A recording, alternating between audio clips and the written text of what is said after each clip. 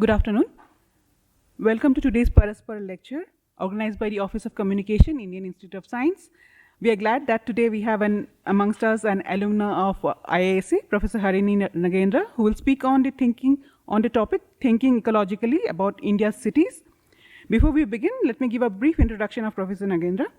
Professor Harini Nagendra is Director of Research Center at the Azim Premji University, Bengaluru, and leads the university's Center for Climate Change and Sustainability. Over the past 25 years, Harini has been at the leading edge of research, examining conservation of forests and cities of South Asia from the perspective of both landscape ecology and social justice. For her interdisciplinary research and practice, she has received many awards, including the 2009 Cozzarelli Prize from the US National Academy of Sciences and the 2013 Elinor Ostrom Senior Scholar Award and the 2017 Clarivet Web of Science Award. Her publications include the latest book series titled The Bangalore Detectives Club Series, Nature in the City, Bengaluru in the Past, Present and Future, and Cities and Canopies, Trees of Indian Cities, co-authored with Seema Mundoli, as well as over 150 research publications, including recent papers in Nature, Nature Sustainability, and Science. She writes a monthly column, The Green Goblin, in the Deccan Herald newspaper, and is a well-known public speaker and writer on issues of urban sustainability in India. She is also an associate editor of the journal Global Environmental Change.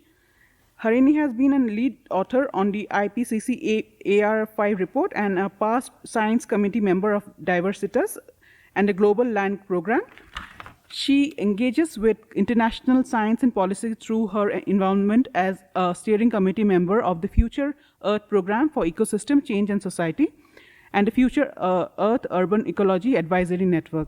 She is on the advisory board of the European Institute of Innovation and Technologies Climate, KIC, and WRI Ross Center of Sustainable Cities and Earth Leadership Program. May we now invite Professor Harini Nagendra to deliver her talk.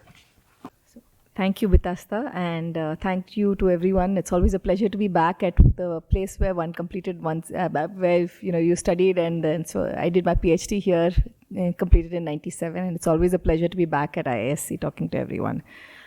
So with that, thank you. Let me begin. I'm going to talk today about the idea of thinking ecologically about India's cities. And this reflects on some work that I've been doing from about 2006 onwards. And I'll try and give you a broader framework and get into some specifics. So we are geologists have also finally accepted that we are in the era of what they call the Anthropocene. Of course, the Earth has been through multiple geological eras. And why this one is called the Anthropocene is because we are at a time when human beings are creating such major transformations on the entire geology and the biology of the Earth's surface, and creating all kinds of major transformations to the Earth's surface, that this leads to various other outcomes. For instance, we are in the middle of the Earth's 6th great extinction event, which is caused by human beings. We are also in the era of climate change, and there are multiple other large-scale fundamental transitions that humans are bringing about on the planet, which is why it's called the Anthropocene. The era of the Anthropocene is also the era of the urban. If you look at the way the world is growing, we're already a world that is more than 50% urban, and I'm well over 50 now, and let's say about 40 years ago, when I was in school, I learned that India was 30% urban. I think children now who are about 10 years, 12 years old will learn that the world is India is 33% urban. So 3% change in 4 decades doesn't sound like much.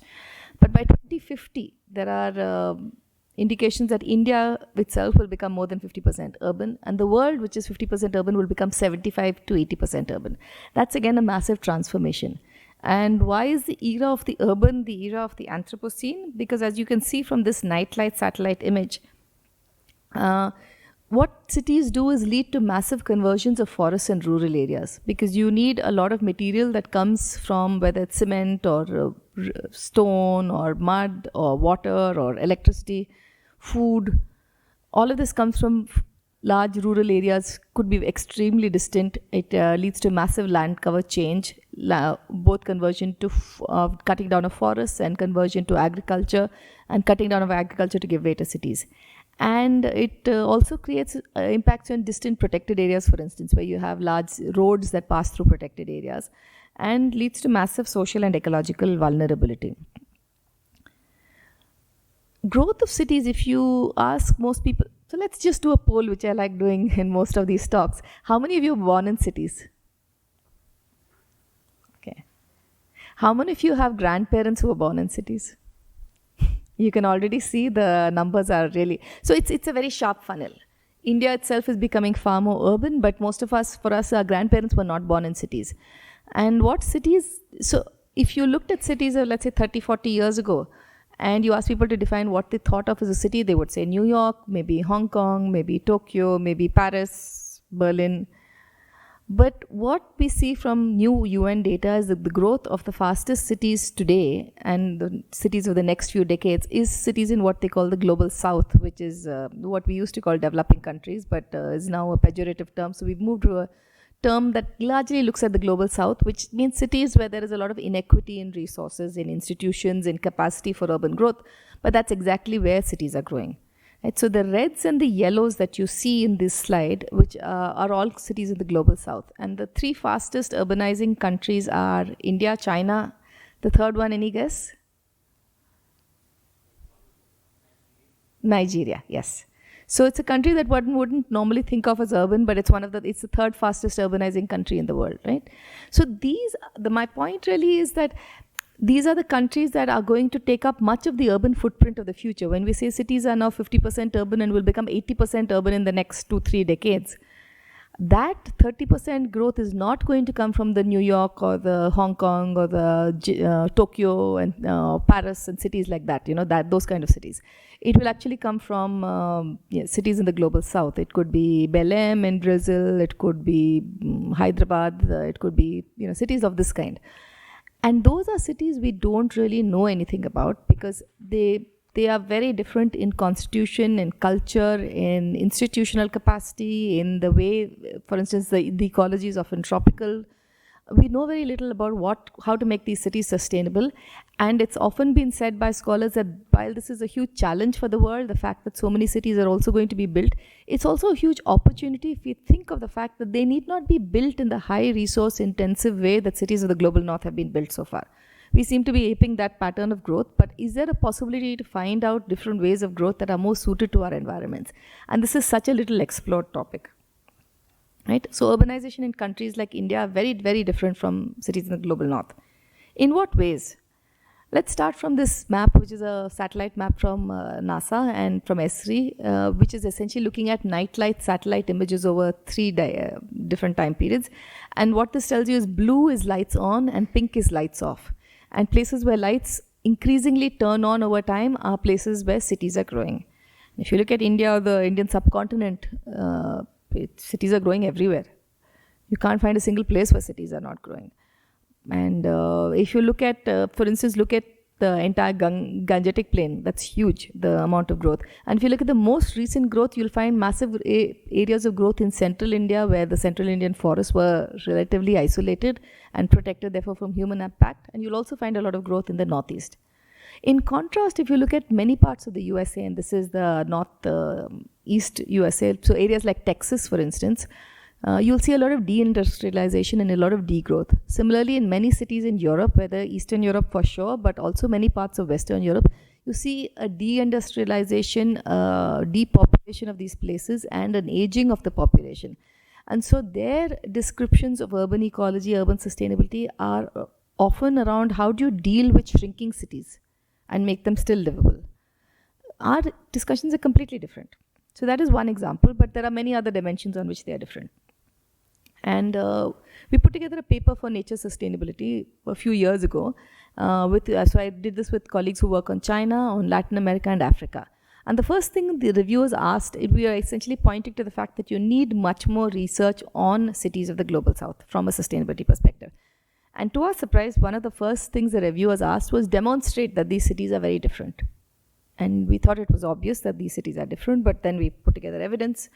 What we found is, to begin with, from the 1970s onwards, you find that the growth rates of these cities have always been much higher. Cities of the global south versus the global north, far, far higher. And this is a box and whisker plot, but for those of you who don't know, it just essentially look at the white line in the middle of the green box and the white line in the middle of the blue box. They'll tell you that the green box being developed countries of the global north, developing countries of the global south, sorry. So population growth rates in the global south have always been higher, much higher than the global north. We also put together UN data sets on the social and environmental context around which these cities grow, and whether these are under 5 mortality rates or PM10 population, that is air pollution rates of particulate matter, or violence, or access to the internet, or anything else, education rates of the very young. You can find that there are significant differences between, this time we did 4 groups of countries. So you can look at the global north, which is the US, Europe, and a few countries like Japan and Hong Kong, for instance. And then you can look at Latin America, Africa, and Asia. And our point here was, you can't also lump the global south into one large homogeneous group. Asia is different from Africa, different from Latin America, and they have their own paths of growth and their paths of institutional capacity, and that really determines how these cities are going to grow and whether they can be sustainable or not. For instance, one common problem is access to water and sanitation. Clean water and sanitation in cities of the global south is very low. You can take Bangalore as a classic example. The city grows and the infrastructure follows the patterns of growth maybe 30 years later. So Kaveri, now stage 5, has the water supplies come, the sewerage networks are now being built, and about 20-25 years after the city is grown, right? So this brings to very simple things, like if you are following a sewage treatment plant in water treatment approach, which requires the creation of built sewerage networks, you're not going to deal with city growth for something like this. And if you have to find research, you really have to find ways for the city to grow to deal with things like this.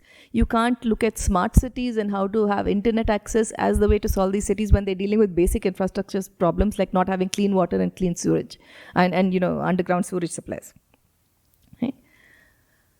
We then proceeded in the same paper to do an analysis of the top 1,000 papers on urban sustainability in a 10-year period. So this was 2007 to 2017. And when I said top 1,000, I mean the top cited 1,000 as an indication of that these are the most influential papers. We all know that if they're cited, they're going to be more influential in urban theory. And if they're influential in urban theory, they're going to drive urban policy in practice. Right? And what we found was, of these top 1,000 papers, 343 were on North American cities, 369 were on European cities, so that's 70% on or from these cities. Authors are first author from these cities. So that 70% of these studies are from North America and Europe. China is another 20%. China is a very peculiar country of its own. You can put it in the global south, but really they have a very classic trajectory of their own, so it's very difficult to lump in China with anything else. And India, South Africa, and other global south-like countries have 0.5% of the top 1,000 papers. So that's 50 papers. India itself has 10. But that's really abysmally low if you think of it by any standards. Which cities are studied? So the previous graph was who does the research, where are the first authors from? Which cities are studied? Only 7% come from the global south. 49% are multi-city narratives and global analyses, but most of these global analyses and multi-city analyses are really northern city analyses. You might have 1 or 2 data points from the global south. 23% are on specifically cities in the global north, largely US and Europe, and 21% are on Chinese cities. Again, China being an anomaly, right? So cities like Hyderabad or Ibadan or Belém, you have absolutely no data on them. And that leads to ill-fitting solutions such as the smart city plan, which we've been focused on. And a recent paper, for instance, in PNAS shows that it's not just for India. These kinds of smart city issues are ill-fitting for many cities of the global south. For instance, the urban infrastructure per capita is 600 cubic meters in the US and only 20 meter cubes in Bangladesh. So Bangladesh, if it were to adopt a smart cities program, would not really be dealing with the issues it needs, which is of basic infrastructure. And for instance, some analysis we did on sustainability looked at smart city plans across India and found discrepancies saying, for instance, if you look at Pondicherry's, Port Blair's smart city plan, you can see that a lot of the plan talks about the resilience of the city to climate change, but the budget itself spent a lot of money on things like multi-floor car parking for tourists to come in. So the budget and the priorities of which are expressed in the report don't often match. And the smart city plans don't really look at resilience. So we did an analysis again of cities across Karnataka. Of course, the plans have been slow to take off, but we found that often the plans are not really, they're designed by consultants and they may not fit. For instance, in Mangalore, again to give you an example, they're looking at the beach, and the plans were to clean up the beach and remove the hawkers and remove the cows grazing on the beach and make it into a tourist facility, but without enough discussion on the plans, which I must emphasize were preliminary, so maybe they'll change by now. But the plans were looking at tourists coming in and trying to increase tourist intake into Mangalore, without thinking of the facts that climate change is going to come and how are people actually, especially the vulnerable people, going to live there, right? So by 2050, what is India going to do? 60% of India is supposed to live in cities by 2050. Of course, this 60% number, I must warn you, is very flexible. It all depends on how you define cities. India has its own very specific definition of cities. And depending on how those definitions shift, you can have more, by some definitions, people might argue that over 50% of India already lives in cities if you want to count a density as an indication, right? Over 900 million additional people will move to cities by 2050. Or 900 million, sorry, additional people will move to cities by 2050. And this is a combination of endogenous growth, but a lot of also migrants, including climate refugees from different parts of India. Because, of course, like the coastal areas, Sundarbans itself might be largely underwater, So they're going to be, we already see in Karnataka that many people from northern Karnataka are moving into cities because it's become too dry and they're not able to live there anymore. And as an aside, something I'm not going to focus on this talk, but I did want to flag, is that cities have a huge impact on areas well outside. For instance, the Indian plan for conservation largely focuses on removing people from protected areas and making them as inviolate reserves. But recent studies we've done, which is a manuscript in preparation, shows that 40% of India's parks and protected areas are already within 50 kilometers of a city, an hour's drive, which is really nothing. Which means that those parks are really not, if that is your model of conservation, to keep people out of protected areas, in 40% it's not going to happen, because you can resettle villages from outside protected areas, but you're not going to be able to resettle cities. And these cities are only going to grow further and further. They're going to get closer and closer to take Bannerghatta National Park again as a case in point, because if you look at that particular national park, the buffer zone was much larger and it was supposed to actually protect the city from the park. But as the city has been growing, pressures of real estate lobbies and pressures of people looking for growth of the city have led the government to actually shrink the environmental zone around Bannerghatta National Park much more. So it's now less than a kilometer. Right? Also, the people living within cities face a huge amount of problems, especially the very poor. So you can look at the top photograph on the left. No prizes for guessing, but anyone guesses where that's from, the foam? Belandur, yes, Belandur Lake. Where you still have apartments which have hoardings that, have things like a father fishing with his son in a pristine lake and pulling out a pearl. And this is the reality that you have. And you have heat island effects of, especially for the poorest of the poor who live in plastic tents and aluminium shacks. You have air pollution, and the UN, of course, says it's a triple planetary crisis that we have. It's air pollution, biodiversity collapse, and climate change. And we have the floods that we all know what happened to Bangalore last year in the floods. So for resilience to climate change, we must understand the importance of ecology and the importance of environment. And unfortunately, one of the things we have not paid attention to in the Indian growth story of cities is the ecology of the cities. And this is partly, well, as an ecologist myself, I can say this, having had a sort of ringside view over 30 years. As ecologists, and I will say this of myself also, we would much rather go off into distant forests than work in a city, right? It's much more fun. And also you tend to think that ecological processes, this is a global bias, not just an Indian bias, are going to be found only in forested areas, and they're not really going to be found in human-dominated places like cities. The second part of that is people who live in cities don't consider ecology as shaping the character of the city. You have some excellent books about Indian cities, for instance, a lot of literature about Indian cities on planning, and but ecology is given very short shrift, as I'll show you later when we come to the climate action plans. So cities sort of fall through the cracks, both on the ecology front and from the urban literature front. My own work, of course, began at a forest and forests collective action and polycentric governance, and I worked in Nepal, India, parts of Latin America, Africa, and the US, both at IISc and the Ostrom workshop at Indiana University. But I started looking at cities in 2006. That's when I returned to Bangalore a couple of years before that, after some years outside, and I saw a lot of changes in the city, and I looked at lake restoration. So I was part of a group that restored a lake called Kaikondali Lake, and helped create data sets for urban groups to challenge tree felling in and around Bangalore, and looked at citizen movements to save trees. And a lot of my fas is on understanding what kinds of inputs can science give to actually positive actions of change. And this is really something I think is very important for all of us, because as scientists, I think often we are very disengaged from policy, and we want to give inputs as in without interacting with society. You know, just let me have the best science and give you the inputs, and you're the policy maker. It's up to you to make use of this or not. And it doesn't really work like that. We have to have constant conversations with planners, policymakers, students, society at large, media. And so this is something a lot of my work is focused on, and how do you actually build these connections? So I started with a story of action, and quickly progressed to the point where now I think this the urban work is about 80% of my work, and the forest work has become much less, though still continues. Because cities are such human-dominated areas, the work I studied started with GIS and remote sensing, but quickly progressed well beyond that to archival and oral histories of Bangalore, including, you know, for things like, for instance, from Songs of the Lake to British archives to maps. We look at biodiversity and ecosystem services, and we do a lot of work on that. We look at commons and nested hierarchies of governance, and we participate a great deal in action, research, and communication of various kinds. So, how long do I have, Vitasa? Okay, yeah. So I'll try and wind up before that. But so in the next 20 minutes or so, let me take you through a journey of the kinds of things that we've done. And broadly, it's two kinds of frameworks that we use.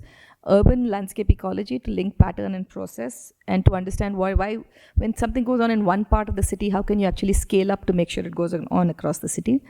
And the second is from a governance perspective, looking at, this is work I did with Elinor Ostrom, who won the Nobel Prize for her work on commons and the idea was to look at collective action in the city and to see how people and people's power can be a positive force for governance in the city. And look at polycentric governance then, that is governance across different levels, to look at levers of influence.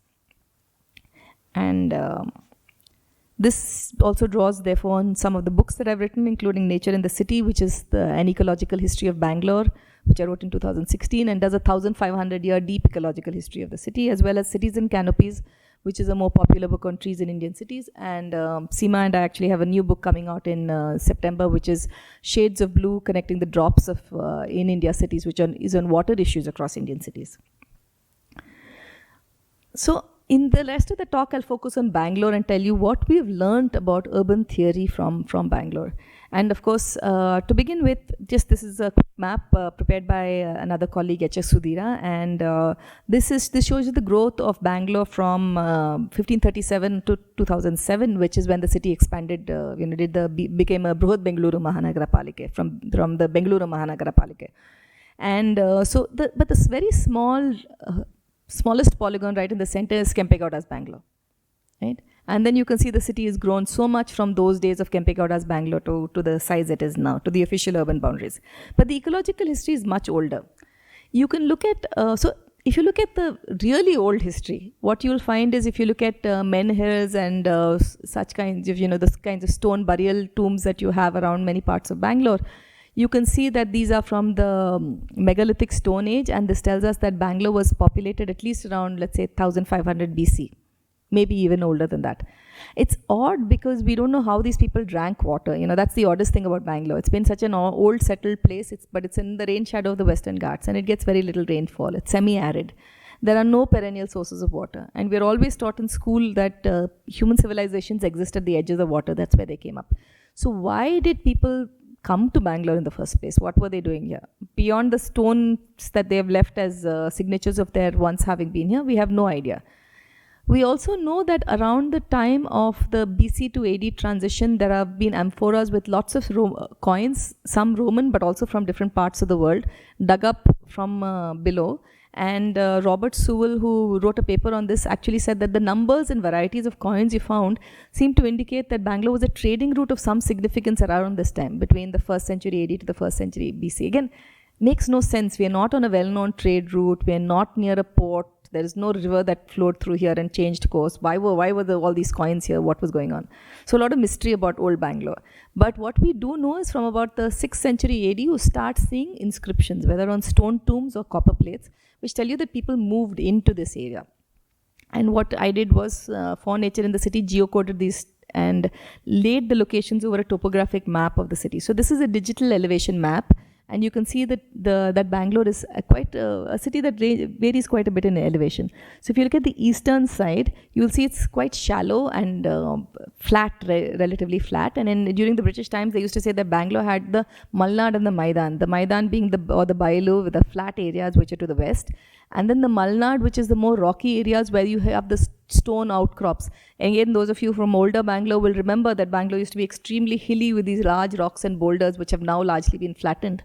And so that is the area towards the west. And that was a very different ecology. That was stony, rocky, thorny, had lesser vegetation. And the ecology to the east, the ecology to the east is the one that had much more shallow areas.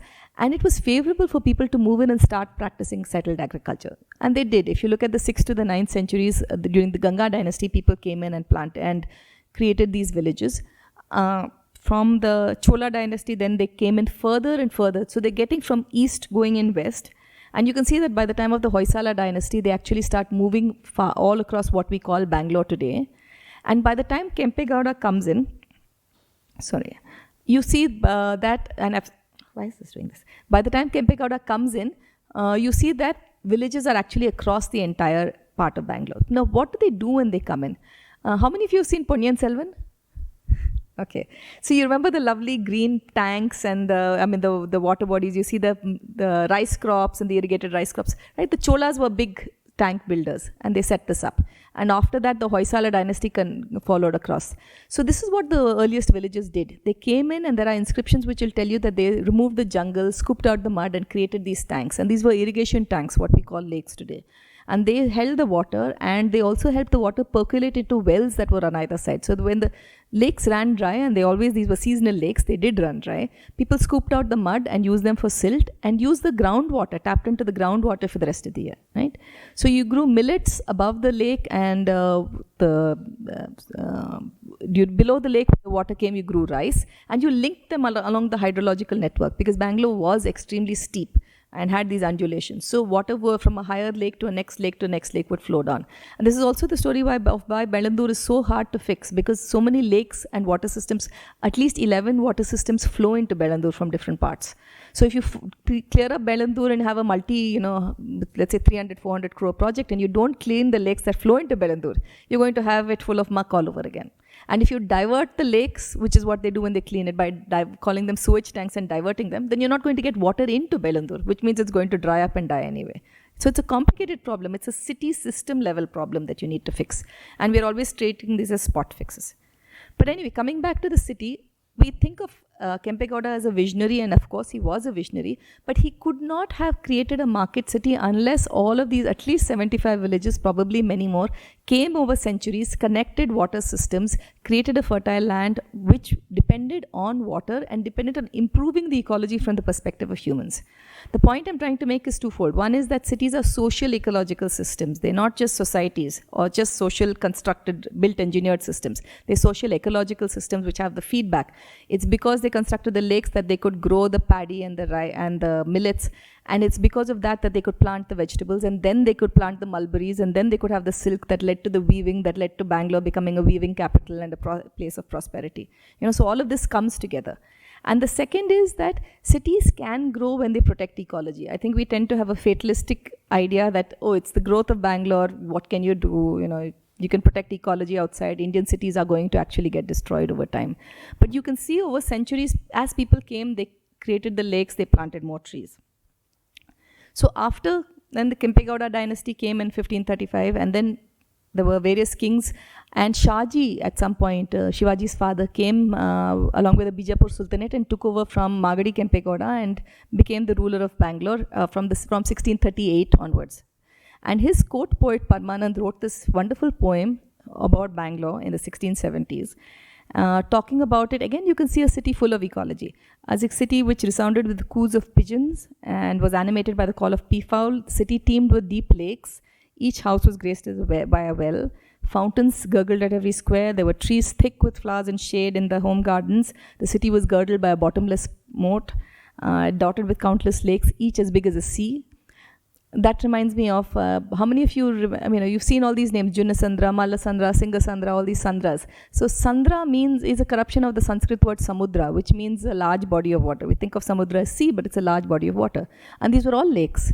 So again, you see the same metaphor coming back, as big as a sea. None of the Sandras now today have water. So you just know by the name that they used to have lakes, right? We've lost all of these. And so you see that, of course, he's a court poet and he talks about Shahji ruling like Indra. But the point is, this is another indication that all through Kempegowda and after Kempegowda, the city is again grown but protected its ecology. Then various kings come and go. There's a lot of churn in Bangalore's governance. But by 1791, after the Third Anglo-Mysore War, the British take over for 20 months. And the first thing they do is, of course, draw maps and write descriptions. And so we have, again, some archival data. It's very difficult to work on global south cities because you have no signature, nothing that is written. You have a lot of myths. But sifting fact from mythology is very difficult, right? So in, say, 1791, you see a city with a lot of water bodies. And you can see that it's semi-arid, so they haven't planted too many trees at this point. They planted them along roadsides and in gardens. Of course, there's the Cubbon Park, there's the, not the Cubbon Park, but there's the original part of Lal Bagh that you can see in there. And then there are some orchards, and there's a moat around the Pete area, and you can see the rest of the trees are along roads. I should clarify that I've called town, which is the cantonment, but of course the cantonment doesn't exist at this time. I'm drawing the boundaries of the area that later became the cantonment to give you a sense of where this is. By the 1880s, the British have come over and taken over Bangalore, and they, as the population grows, keep creating more and more water bodies. Right? So you have many, many more water bodies that have been created to supply the city with water, and they've planted many more trees because the British obviously can't manage with their white skins. They cannot manage with the kind of harsh heat of the city, and therefore to make the city more habitable for them and then for everyone else who lives there, they plant trees. And they have access to these very large trees from different parts of the world. So they bring in not the deciduous trees that would have been here in the landscape, but they bring in things like the rain tree and the copper pod, which give us huge amounts of shade through the year. And of course, many of the tabubuyas and many of the trees we see today are actually a British signature. And so you see that the city actually becomes much cooler and much more full of water around this time. But by 1888, something starts to change in the water. So what happens is the city is growing, and from 1888 to 1891, Bangalore goes through 3 successive years of drought, and water dries up. And then the city starts finding it very difficult to supply people with water. For instance, a lot of people live around the area that we now call Majestic, right? The Dharmambudhi tank. And the Dharmambudhi tank starts running out of water. So they change the entire system by starting to pump water from the tanks like Sankey tank, which are downstream, upstream to Dharmambudhi, and then round to the people around there. So they're working against the hydrology network. And they know that they can't do this for long. Sankey tank is built, and then Colonel Sankey actually says, now we've run out of places to build anymore because there's no more places to build, to create more water tanks. At that point, Bangalore had an option. So what the Mysore Maharaja did was to think of getting piped water from a few lakes on the Arkavati basin. And the plan was, so Bangalore was also an unusual city, right? There were parts that were the cantonment governed by the British, and there were the parts by the Indian part of the city governed by the Mysore king. So his plan was only to get supplementary water for the Indian parts of the city. But then the British came back and asked for pipe water to be given to their parts, to the cantonment as well. And so instead of supplementing Bangalore's water supply with some water from outside, they replaced the entire supply, which was local, with an entire supply that was external. And that made a huge shift. So in 3 or 4 years, when you look at the archives, suddenly the entire conversations about lakes change. Lakes were always worshipped. There's always been a Kere Devate, a goddess around lakes. And every time the lake overflowed, they did something called Ganga Puja, which is again a celebration of water, the water festival of the overflow. And because of these festivals and community governance and the desilting of these lakes, they were always maintained as a very large landscape. It was not spatially bounded. Ecology is never spatially bounded. So what happens is, on a rainy year, the boundaries of the lake are very large. On a non-rainy year, the boundaries of the lake shrink. And so they had this very fluid system of governance where if you looked at old land records, they will actually say that this community is allowed to grow ragi in this year when it's dry on the lake bed. That community is allowed to fish when there's more water, right? And this spatially variable, very natural system of dealing with an ecology that is spatially and temporally variable changes when the British come in, because then they start saying that you must have boundaries, you must have a survey record, you must have a fixed owner. And that fixed owner does not change depending on whether the lake has more water or less water, it's a dry year or a wet year, or it's the monsoon or it's before the monsoon, right? And because of these rules and the fact that the lakes are no longer valued as sources of water, the narrative changes. The British start talking about ideas of the sanitary city, which Europe was really struggling with, saying malaria and other diseases spreading because people are defecating in lakes. And therefore, what you should do is drain all the lakes. Again, not to keep the lakes clean, but drain the lakes. So there's an entire discussion which we have talked about. Hita Unikrishnan and I have a paper looking at the lake that is now the Kantirva Stadium, the Sampangi Lake, where it is drained to make way for British bungalows and to stop flooding the breweries and for the British regiments to play polo. But it's not kept as water bodies for the Indians who are there, for instance, the Tigilar community, which were growing flowers and orchards and gardening there, to maintain that activity, right? So the ecology of the region changes once you start getting water from the outside. And this is a lesson for us. I think the thing is that as soon as you start getting any resources from outside in a city, you stop understanding why the ecology of the city is important on an existential level. You start thinking other things are important on an existential level and you don't care about water, right? And so what happens? By 2015, of course, the city has planted many trees and lost many trees. We'll come to that later. But the only lake that is surviving is Alsur Lake, and Alsur Lake is half of the size it used to be. Let's go back to 1888, and you'll see half the lake now in Alsur, right? So the lakes that survive are at the periphery. And in the periphery, what happened about 7-10 years ago when communities started doing lake protection, it's because water was running dry. There was no piped water, there was no Kaveri system, bore wells were running dry, and they realized the importance of lakes for water conservation of the groundwater supply. And therefore, lake conservation started coming into fore, right? So we must understand that the importance of the local loop. So the story of Bangalore challenges the common assumption that urban growth and biodiversity cannot go hand in hand. It's really breaking the local loop of dependence that leads to degeneration.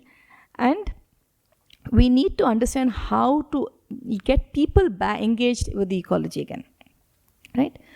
So when I say that we need to understand how to engage people with the ecology again, what does that mean? And I come back to this slide of where's the data? If we don't have any data on Bangalore, what is the data that we can show, which is not just a Bangalore story, but which have larger implications? So 3 stories.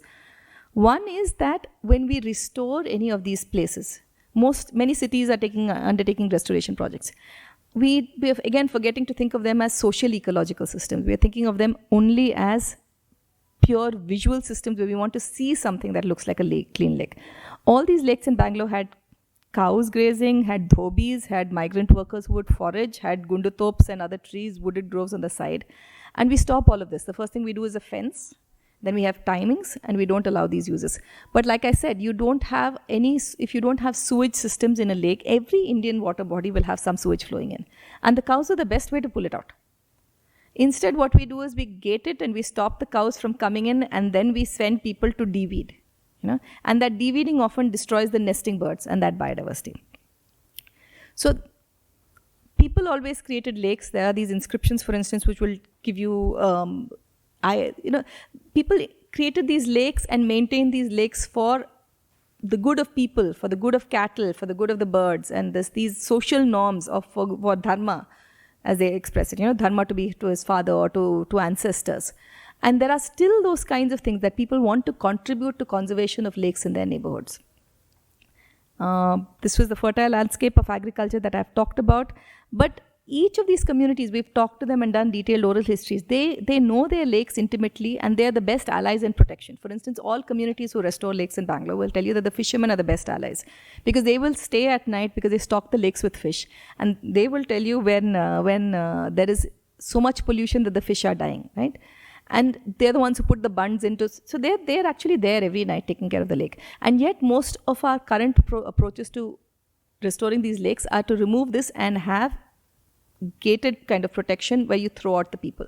And this is not just lakes. If you look at our streets, this is KR Road. It used to have fig trees with vibrant street life. This is KR Road now. And when the street vendors go, again, you lose the protection that the trees give them, but you also lose the protection that they give the trees. It was a social ecological system. For instance, this is other work that another student of mine, Sukanya, did in Hyderabad with street vendors. They all talk about how these trees are important to them as homes, as memories. The kind of knowledge they have of the biodiversity of these trees is incredible. And yet, for instance, in no city action plan or no road widening plan, when we do consultations, will we consult with the people for whom the streets are the home, or for whom streets are the workplace, which are the street vendors. Gardens, similarly, the social ecological system idea has broken down so similarly that so fundamentally that even Kaban Park and Lal Bagh, which were gardens with fruit and ornamental trees, have now moved to these kinds of landscape gardens with lawns and with only variegated plants, where the horticulture department explicitly says they don't plant fruiting trees because people will fight about who gets the fruit. And that tells you a complete breakdown of city culture when you say that people will fight about fruit, so you don't plant any fruit in a park. You have medicinal plant gardens that no one is allowed to touch in these places, and you have tankers that come in the summer and take scarce underground water to water these lawns, which you actually didn't need if you just left them at street parks. Right? On home gardens used to be biodiverse and they grew a lot of species, but you find that now you've moved to apartments, and apartments again have manicured lawns and exotic palms. India gets the palms of Silicon Valley, and Silicon Valley got the palms of Mexico because Silicon Valley wanted to be a tropics. But we are the tropics and we don't plant the kind of tropical trees that we have, but we want to plant the fake tropics of California, which wants to be Mexico, right? So it's a very strange kind of an idea where you're trying to do restoration of ecology without understanding ecology as a system, using tokens as amount of water and the kind of trees that you get. Where does ecology survive? In two surprising places. One is slums. So this is all thanks to the work of Divya Gopal, a master's student who worked with me and who said, why is nobody looking at the slums of Bangalore and their biodiversity? And we found they have the largest proportion of native species, and they know why? Because they know the uses of these species and they plant species that are useful to them, whether it's for herbs or for cosmetics or for worship or for other kinds of uses or for fruit. And because they know the uses, they are native species, and because they are native species, they protect biodiversity. Similarly, sacred spaces, whether it's mosques or churches or temples or burial grounds, you find that they have an incredible amount of biodiversity in Bangalore, and that's something else we've studied in great detail. So what happens though? When you have restoration, you simplify all of this. You simplify the biodiversity-human relationship. You value the city's biodiversity or the city's ecology purely in terms of monetary value, and that means you're pitting biodiversity against economic growth. That means you're banning activities like urban foraging. You're saying no plucking, no flowers, no fruits. And once you do that, you're also throwing out the people who are most dependent on the ecology. So we did a study, because every time we talked to policymakers on this, they said Bangalore's a large city, nobody forages in the city. But no, we found that of 200 women that we spoke to in low-income households, 47% bought forage species, 42% would like to forage, but only 16% could, because you're throwing them out of these foraging spaces by gating these restored areas, right? And 200 women knew about 76 different species of sopu. So we actually have a book, I'd be happy to talk about this in Q&A, called Chasing Sopu, which we brought out in Azim Premji University, based on these different greens that these women identified along with recipes, right? And they are the experts. You go to Kaban Park or Lal Bagh, we are now trying to talk to Lal Bagh and especially the Lal Bagh authorities, to see if these women who are the cleaners of the park can be the people who actually lead sopu workshops, foraging workshops for the rest of the city. So that's the first thing that we found in our research. Restoring commons should support biodiversity, and you can't restore them purely with a focus on private or public outcomes like water and lead to gating and regulation with guards and tickets. The second is it's a more city-making, mind-making project that I did with an anthropologist colleague, Amrita, who came in as a postdoc and is now at IIT Kharagpur. So one of the things we were interested in is how do migrants become part of the city? And in any Indian city grows so fast that migrants keep coming into the city. And how does the migrant feel that they're part of the city? And when do they want to start acting in terms of forming community associations or agitating for the city or trying to act to make a better city? And we found that restored ecosystems are very important for what we call environmental placemaking. So placemaking theory is well known in cities of when do you make a place your own. But environmental placemaking means that components of the environment actually make you create the city as your place. And so for instance, when we looked at 3 restored lakes and the people who walk around them, so many elderly people who say, I saw this, this migratory stock from Assam Barrage where I grew up and I see it now. Or I saw this neem tree, I was from Andhra Pradesh's Vapachattu and I saw that there and I see it here, and therefore now this makes me feel like my home is here. And now that you feel it's your home, we've also talked to people who restore the lakes, who started off then with talking to each other, then went to lake restoration. The restoration may have failed, it may have succeeded, but from that they went to acting on traffic, they went to working at government schools, they started working on other city problems, waste cleanups. And one thing leads to another, and then you get urban action. But you'll never get that without the lake being restored in the first place, without the fact that you had this place of nature that you went to every day to talk to people, right? So that's the same second thing, that you need to have this for all kinds of connections. From a mother of a differently abled child who said that the lake makes him happy, so she's happier, to transgender people who said that they like to sit in a bench in front of the lake because the lake doesn't judge them. And anywhere else, if they're in the city, the police keep moving them away, thinking that they're soliciting. But in the lake, they have a place to sit down and breathe. So these lakes create spaces for all kinds of interactions and allow new ecological commons to emerge. So that's our second point. And the third is, what does all this restoration do to the ecology? So this is work with colleagues from NCF, Ravi Jambekar, who was then a postdoc with us, and Kullu Suryavanshi. And we looked at eBird data. Of course, there are many naturalists who put together eBird data and log their data on birds. And very quickly, what we found that a lot of the resident birds in the city, their biodiversity is increased after lake restoration. But the migratory birds, their numbers continue to plummet. And this makes sense because migratory birds are coming from so far away. And just by restoring lakes here, you're not going to make up for all the challenges they face on their migratory path. However, it is really good to know that lake restoration is leading to an increase in, leading as in we can't establish a causal link, but it seems very, very obvious that it is actually leading to improvement of resident bird population. Again, there's a however there though. You'll see the duck population, for instance, is going down. And ducks are going down because you see feral cats and dogs, and they're coming in. And that is related to the fact that people feed these feral cats and dogs a lot. So there are again social ecological interactions that we are not looking at. And again, it tells us that when we start looking at these restoration projects, we shouldn't look at it piecemeal, but look at it as a social ecological system.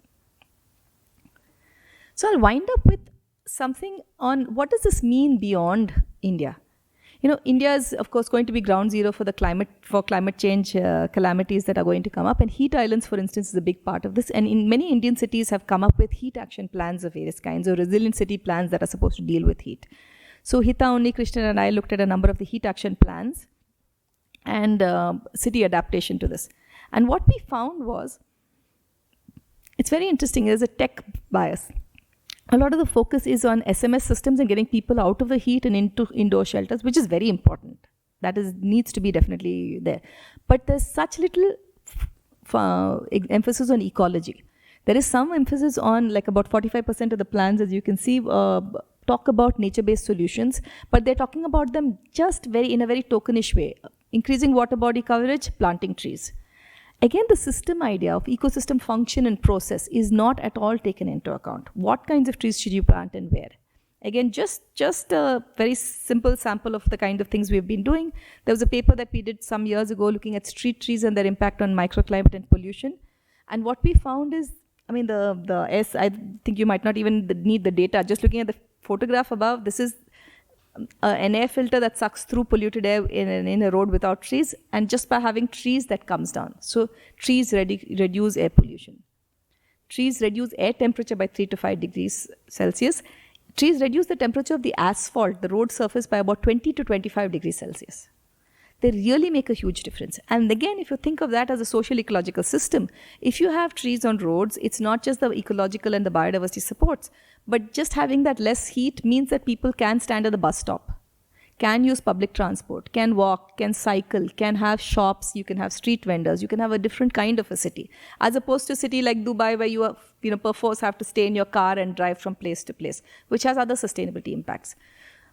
And what Bangalore is doing, of course, is it has cut down lakhs of trees across the city and is now not planting them back on the roads, because they say that planting them on the roads, activists will protest and tomorrow you will have to widen the roads. I think they assume infinite widening of roads will go on in a loop, and therefore you see that the new roads or the widened roads don't have trees anymore.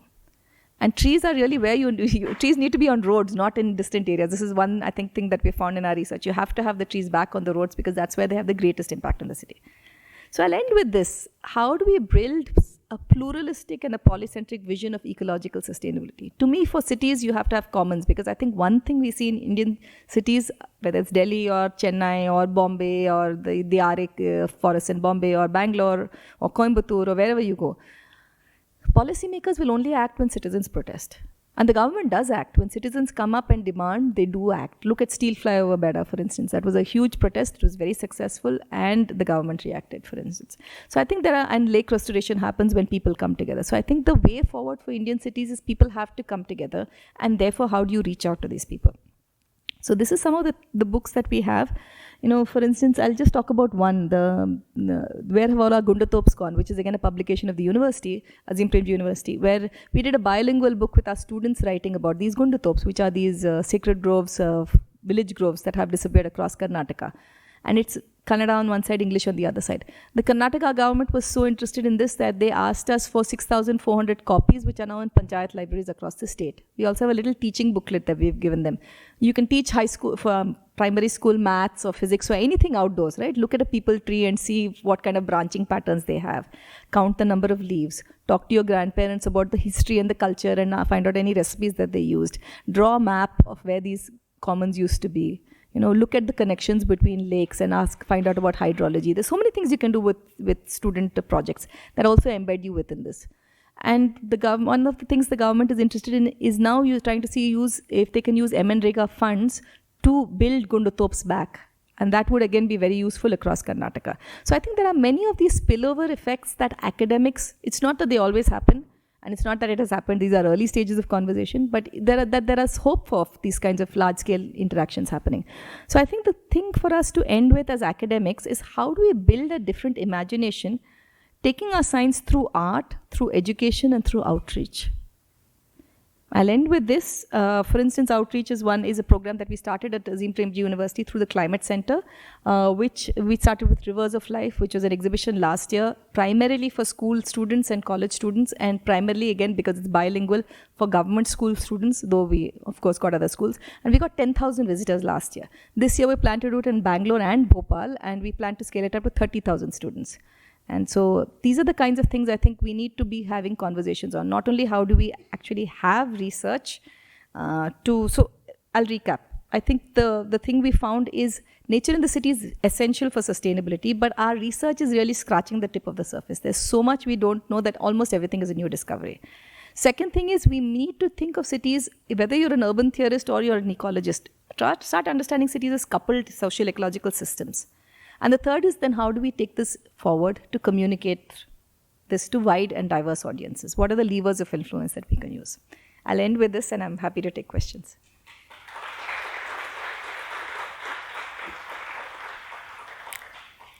There's also a lot I couldn't cover, so I'm happy to do this in Q&A. I'm trying to do I think 18 to 19 years of research in a 1 hour thing, but so I'm happy to talk about this. I'm fine with that, sir. Standing is fine. Hello. Yeah. Thank you, Professor. That was an incredible talk and I think really eye-opening for someone who has grown up in Bangalore, but looking at it in this perspective, especially kind of expanding the time scale. I guess we only think of it as like 200 years ago when the British came and only beyond that, but looking at it far beyond and seeing how we got here is always eye-opening and insightful. I just have one question where when you mentioned the buy-in the challenge of getting a buy-in from the policymakers or people in power that do end up having a huge influence on any sort of restoration or nature-based solutions or even deciding the kind of pathway that that a city goes, that a city is set on.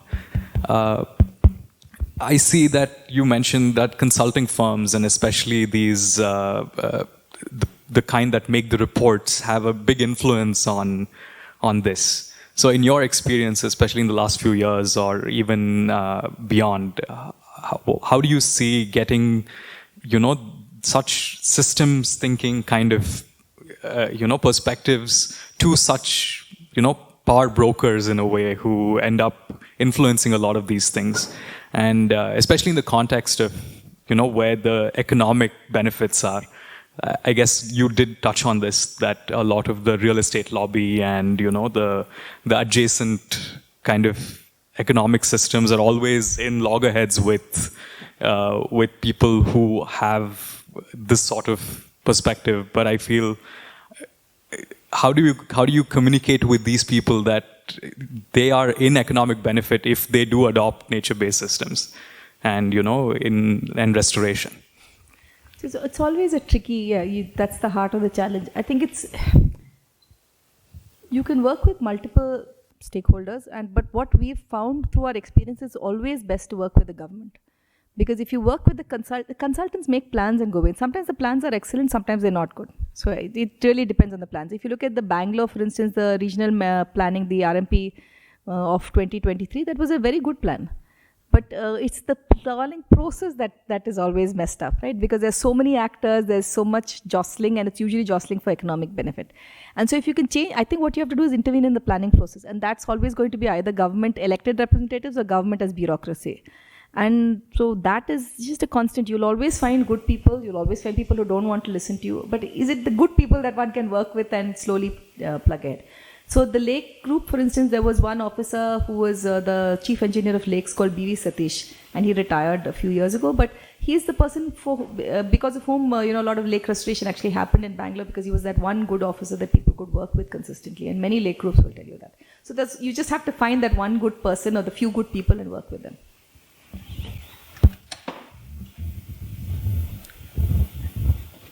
But I wouldn't recommend trying to work with special interest groups, because they always have their own influences, and I think it's much better to work democratically with citizen groups and elected representatives of the government. Good evening, ma'am. It's a wonderful presentation. And I am myself I've taken a research topic which talks about assessment of perception of women's safety in metropolitan parks. So my approach is a very mixed approach, where I realize that I have to go qualitative and quantitative both.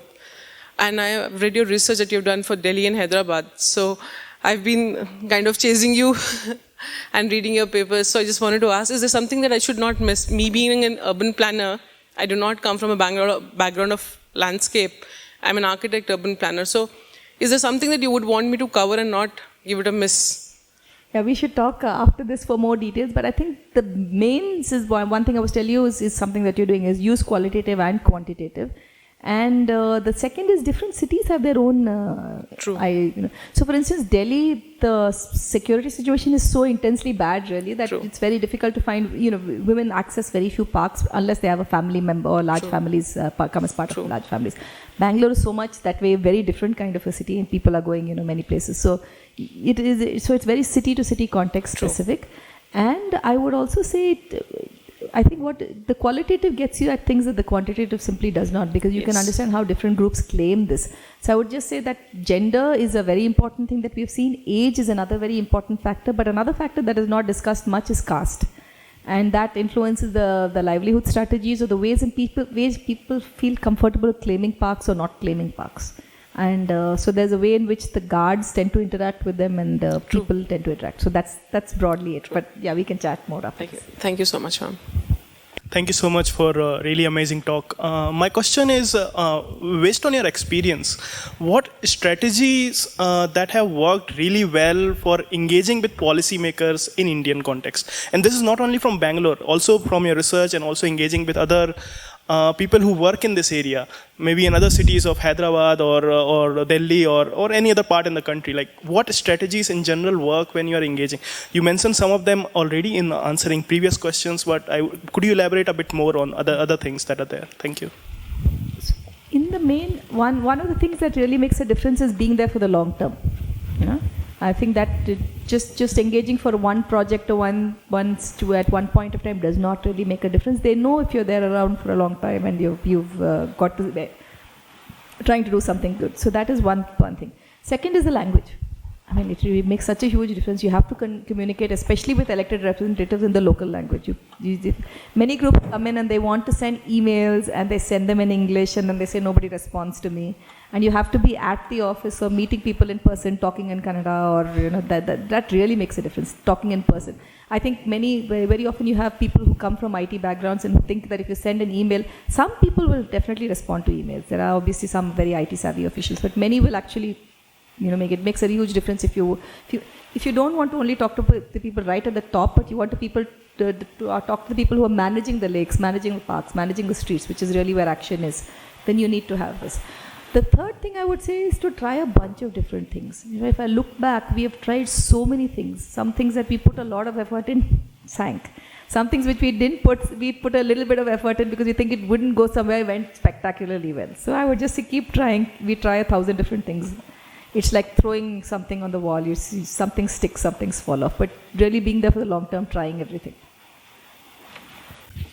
Hey, firstly, I want to say this was a really nice presentation, and it shows the number of years that you've spent doing this work it shows in the presentation. And something that really stood out to me was what you spoke about when you spoke about citizen-led initiatives. So my question is twofold. First is, if it is citizen-led, why is the onus back on the citizen to lead the change? That's one.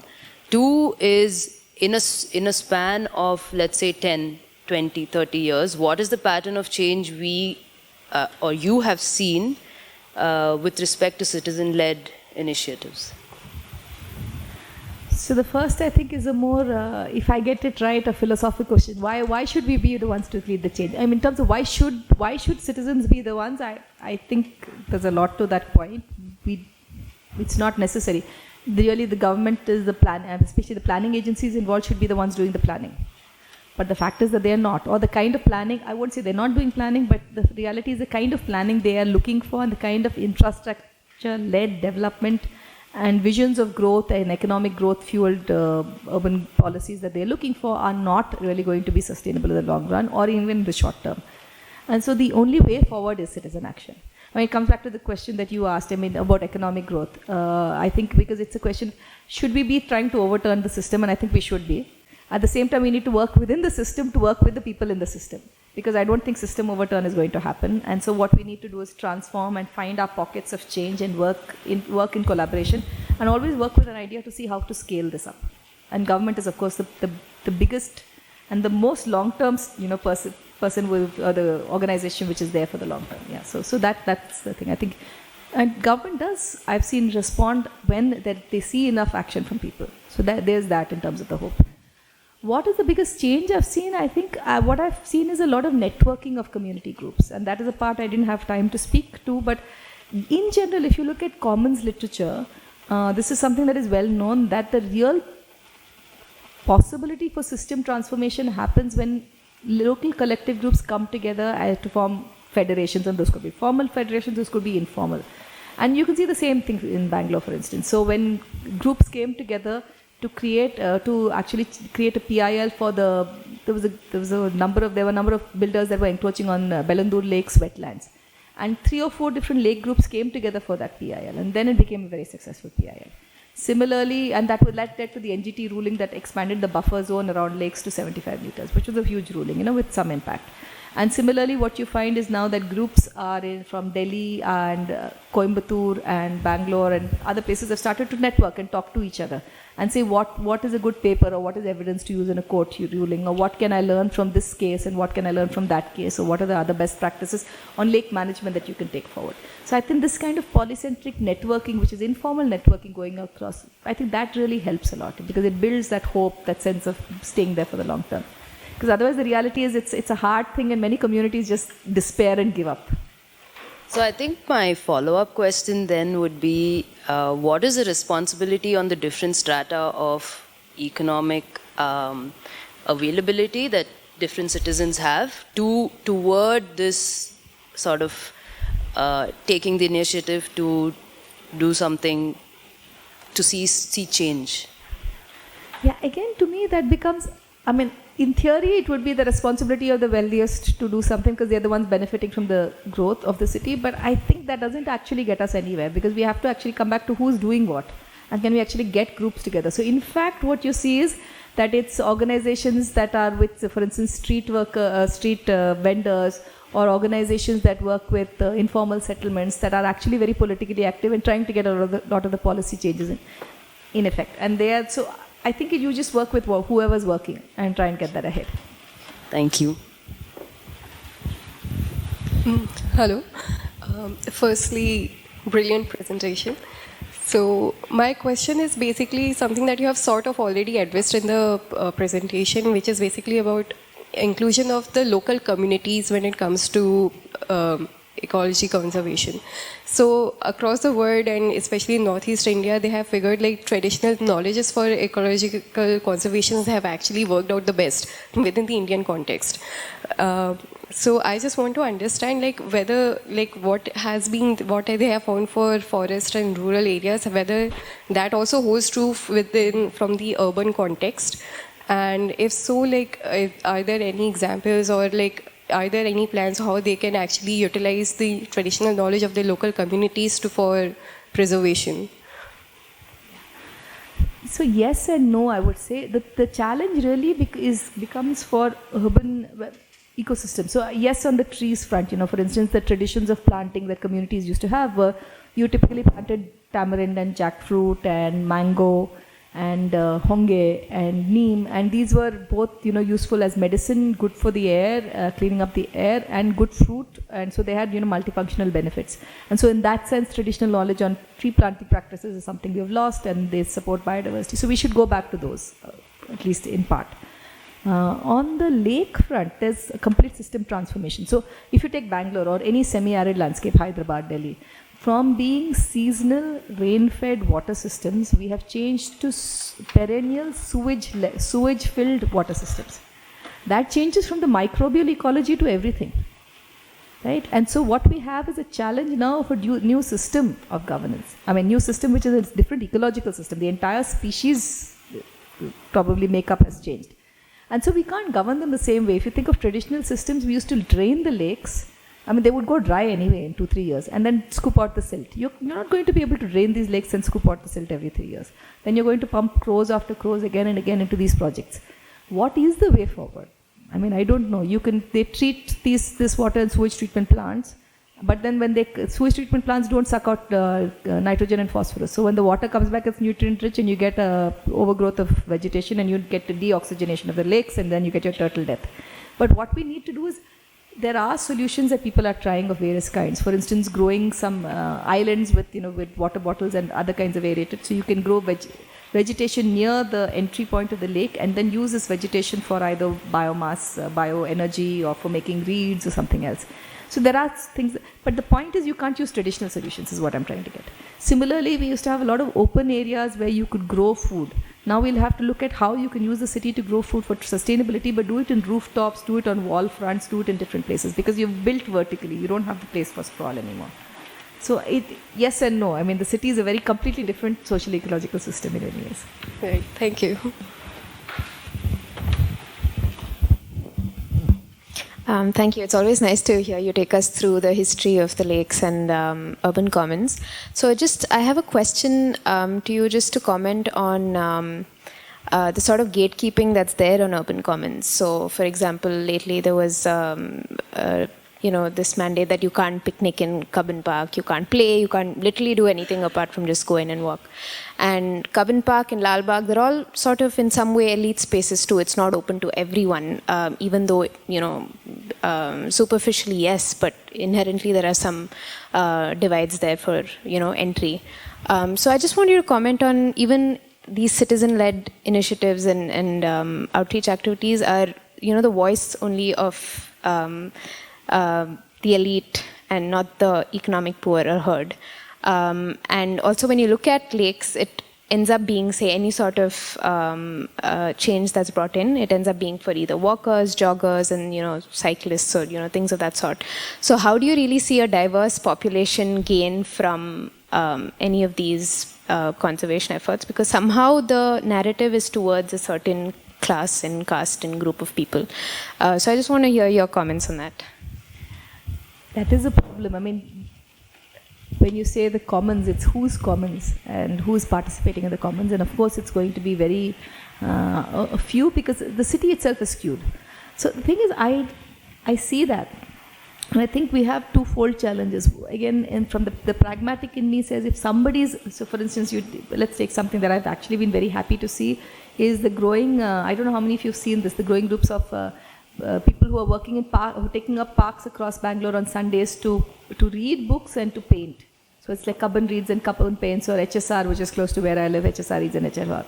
Very nice. It's 300 people coming together in Cubbon Park. 80 people coming together in HSR layout park, which I don't know how it holds the tiny parks.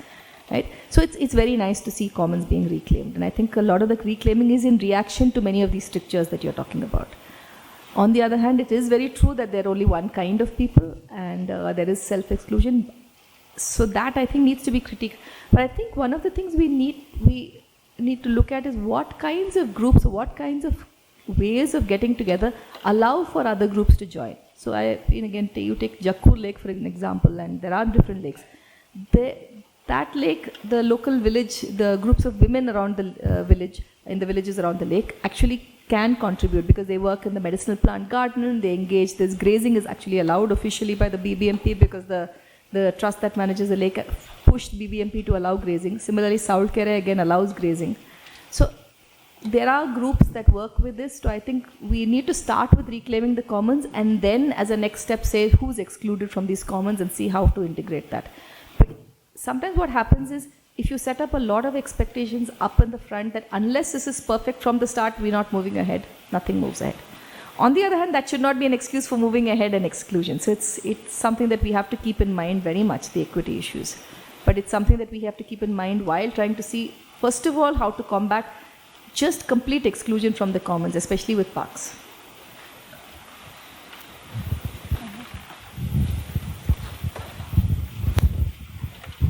Hi. I enjoyed your talk. I felt like home. I have two questions. The first question is, you said in the end about art, outreach, and education. So what was your relationship with art in all these years, and how it changed you, and what have you learned? And the second question would be, you said you have done a detailed study about biodiversity in the sacred spaces. So what did you learn from that study? Yes. Thanks. Okay, very interesting questions. I have to say, nobody's asked me the first so far, so I'll say that I am really bad at art. So what have I learned about art? Nothing. What has art taught me? I love looking at it. What I have learned is from the students. So our students are fantastic artists, and all of the work that you see here and all the work that we've been doing is with the students. And they have, really good imaginations. They sketch, they draw, they write poetry. And to me, one of the things as an educator I see is that climate change, ecology, especially urban ecology, sustainability, is classic dismal disciplines. It's very difficult to teach to young people because you can see that you're scaring them and depressing them and worrying them, and it's just, there's an existential crisis, and at the end of the third class, you can only see very, the faces, the energy is down. Art gives you that sense of hope. Communication and action gives you that sense of hope. And so we really try and integrate a lot of that in our classes as much as we can to make them not such, that's when you get something that goes beyond the dismal thing to what can I do? If it's all doomed and gone to hell anyway, why should I care? And that's something you really need to combat in the classroom. So that's something that art has taught me, frankly, just how useful it is as a way of communication.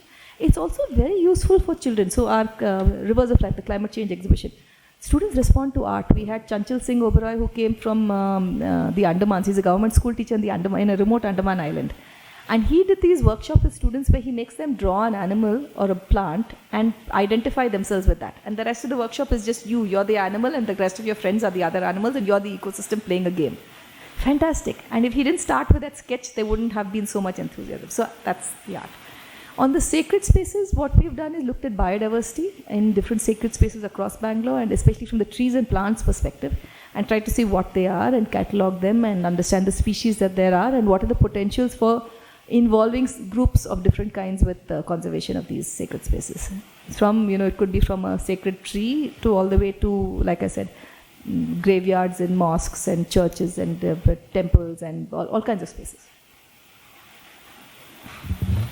Any last question? Yeah. I wanted to know about these parks that line the high tension wires. Where did that idea come from? And they all seem to follow the same template and seem to have the same kind of vegetation. And are these potential spaces that can be made biodiverse? Is there the political will for that? So I don't know who's actually established them, but this is an idea that many people who are involved with the city were thinking of some time ago, because you do have the high tension wires and they are going to be places where nothing can come up, because you're not allowed to put anything there. So if you planted trees, then yes, you could have a lot of biodiversity. There were initial plans to plant ficus trees, which was the whole idea, that if you planted a whole line of banyan, for instance, or people or something like that, it would have been good. I also see that that's not what's being planted. You don't get those. But yes, that's one space that one could use. The second would be along railway lines. That was another space that people were talking about, because all the railway lines that you have in Bangalore, if you planted trees on both sides of them and got the railways involved. So there were conversations, not by me, but by other groups working on the city. And again, they didn't move forward. So I think it's one of those things one has to keep hammering at till you find the right person to take it forward. Thank you. Any super last question? Yeah. Sorry, I'm being a little greedy and asking a second question. But one thing I want to ask was, given your sort of multivaried interests, especially, and with your writing, and it's just so evident of how productive you are with your years of research and work that you're doing. And given this is a group of most of us being researchers and all of us doing academic work, as well as trying to balance our varied interests, what sort of advice or tips do you have for us being as productive as also seeing projects to completion? I think that is a big challenge for a lot of us early in our careers too.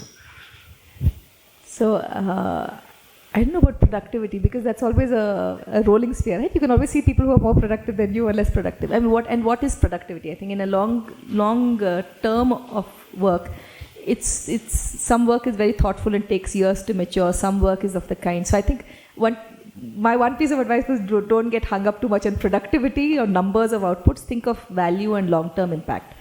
But that said, so I do different things because that keeps me interested.